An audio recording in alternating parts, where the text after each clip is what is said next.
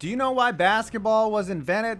So that people could have another indoor sport besides judging others at our local Walmart. And as the game has evolved, so have the buildings in which our favorite teams play. True marvels of modern engineering. And today we're going to treat them as if we're buying tampons at 2 a.m. and break them down like they were on trial. Critiquing every NBA arena, secrets, hidden gems, and terrible names are coming up right after this. How fitting that a ticket app would be sponsoring this video on NBA arenas, as SeatGeek is the best way to buy tickets on the resale market. The application aggregates ticket prices from all over the web, gives them a color-coded rating to show you if you are getting a good deal or not, and lets you see the view from the seats before you even buy. Download the SeatGeek app from my link below, punch in the code FPV, and get $20 off your first order. It's that easy. SeatGeek? Alright, as I have done in my critiques of the NFL, MLB, and NHL stadiums, you have to know that I'm not an architect, not an engineer, and out of respect for your time, I keep things brief. And for this video, the arenas are sorted by worst name, not seating capacity, and there are some terrible names here.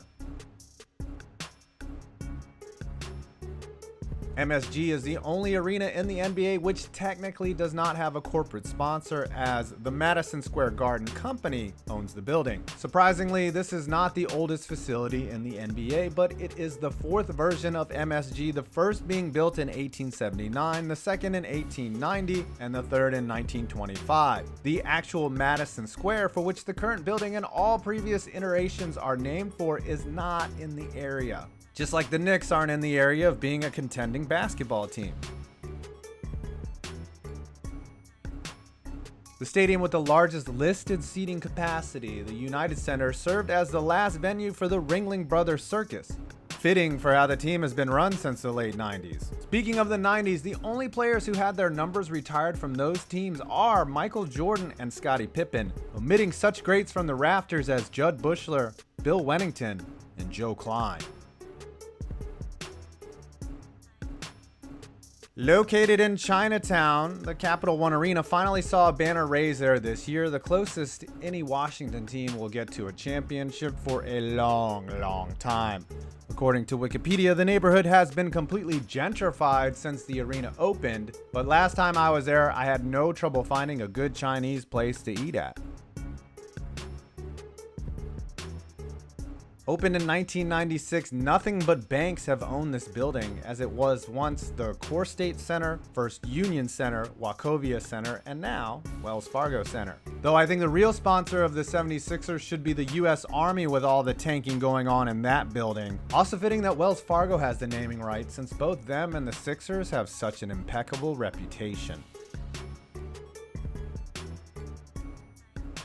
One of only two arenas to feature a parquet floor, TD Garden brought the same style hardwood with them from their Boston Garden days. The floor was originally made with its unique checkerboard pattern because after World War II, wood was really expensive and rare. Kinda like Boston players and their health in the playoffs. It's cool though, free pass to the conference finals this year. Though the exterior of this building looks modern, it's actually the oldest arena in the league, having opened in 1966. Apparently because of red tape and politicking, the Warriors were to be in a new arena in 2018, but will start the 2019 season in their new digs, having won their third consecutive NBA championship. What a bold prediction. Though Spectrum Center hasn't been the site of much good NBA basketball, it's only seen 3 playoff series, all of them ending in L's. The arena was the site of the first ever 16 seed beating a 1 seed when UMBC beat on UVA like Leonard got beat in Full Metal Jacket. Also, the NBA All-Star Game was supposed to be there in 2017, but it got canceled because boys have penis, girls have vagina. The league's second youngest arena, the LCA has some amazing amenities and was so nice that the Pistons got extreme jealousy and left the Palace to come play in the new sandbox. As I've said in my NHL vid, the ceiling has LED lights, there are murals outside, and I'm positive you can get cheap pizza there that will give you terrible heartburn. The first arena to have a green roof. Yes, that is grass you see growing on top of the Target Center. I mean, can they grow corn up there too while they're at it? Not many exciting details about this arena other than it's always been named the Target Center, and the LFL's Minnesota Valkyrie used to play there too. Ah, the Scotia, home of the Raptors and the Leafs.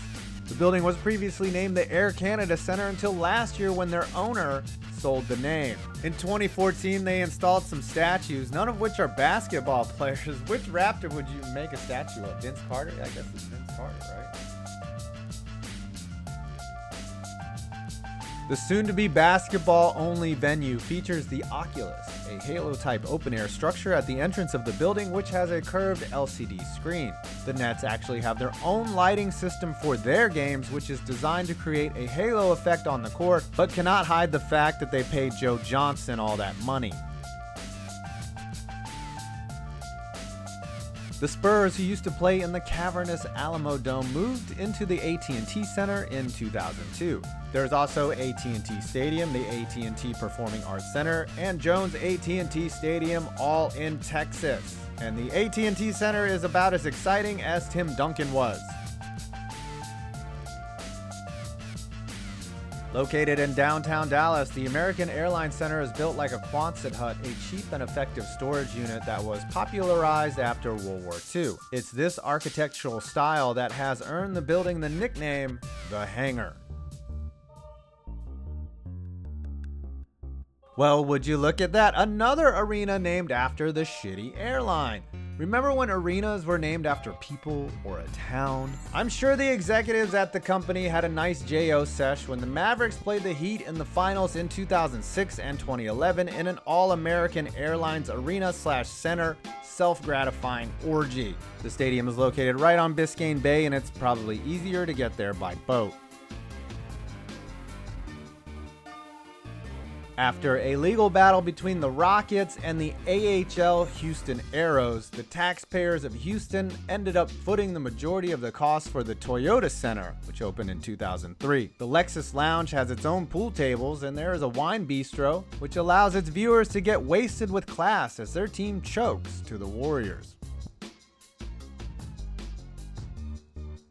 Located right on Beale Street, where you can get some amazing dry rub barbecue ribs and then drink yourself into a drunken stupor, the FedExForum was the first venue to use the see-through shot clocks on their backboards. There are many murals in the building, one of which honors Elvis. The place that Jake from State Farm built, this downtown arena features a structure at its entrance that spells out Atlanta, in case anyone forgot where they are. Before 2017, one side of the arena had the luxury suites, while all of the poor people sat on the other side. The suite wall was removed in favor of better seating and equality. Located across from Elitch Gardens, an amusement park, the building features an atrium at its entrance that has a statue hanging from the ceiling with hockey and basketball players falling from the sky, which I bet trips you out after having consumed some special brownies that tasted kind of funny. The only facility in the NBA that features roommates, the Staples Center has different seating capacities listed for the Lakers and Clippers, but somehow the Clippers seat 63 more people than the Lakers do. That must be to accommodate all the extra sadness they dish out for their fans. Since this video isn't total clickbait, there actually is a secret tunnel in the building which connects the visiting locker room to the home teams, which Chris Paul used to confront his ex-Clipper teammates in 2018. And you know that got memed hard. Previously known as the Ford Center, the Chesapeake Energy Arena has been a monument to all of the Sonics fans' sadness since 2008. The building also served as a temporary home to the New Orleans Hornets after Hurricane Katrina. The barn now serves as a venue for Russell Westbrook's Hero Ball. I'm also quite surprised the entire building isn't constructed out of brick. That's not a knock on Russell. OKC literally makes tons of bricks.